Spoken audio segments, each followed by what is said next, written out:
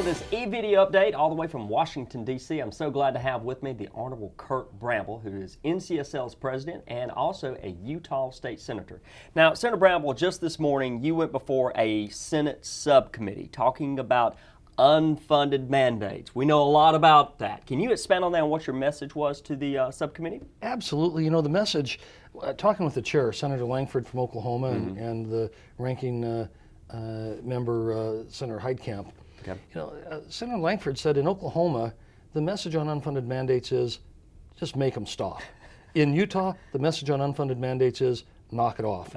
And we talked about the areas and the challenges that states have with all of the unfunded mandates and the lack of review and accountability when states are subject to those federal regulations, but there's no funding with it, or when they start a program and there's funding, but then the funding dries up, but the states are still required to continue to comply with the regulations. And it's a real challenge. We talked about Medicaid, we talked about Waters of the U.S., we talked about a host of the federal unfunded mandates and the challenges that the states have trying to comply, and the challenges of communication, consulting, and all the other things that should go into the process prior to those regulations being introduced.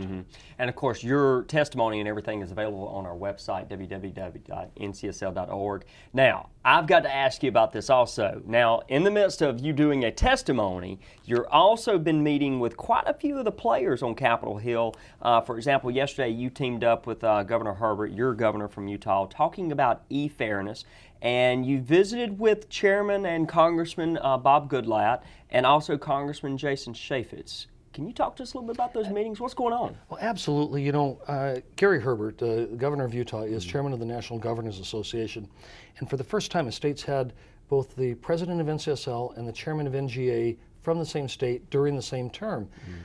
The issue of uncollected sales taxes, online sales taxes, is a top agenda item, not just for the state of Utah or for NCSL, but also for the National Governors Association, the Big Seven.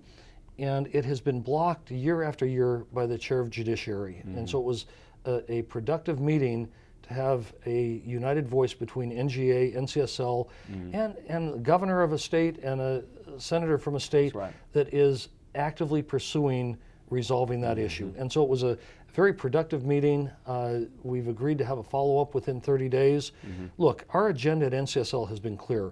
We're encouraging states across the country to enact their own legislation. We have Quill. That's a Supreme Court decision. Justice Kennedy said that Quill was bad law, that states should look to overturn it. Just yesterday, there was a decision from the, on the 22nd, from the 10th Circuit in Colorado that strengthens the right of states moving in this direction. We would prefer a national solution. If we can't get a national solution, then every state needs to solve the problem on their own. And that was the message that we delivered.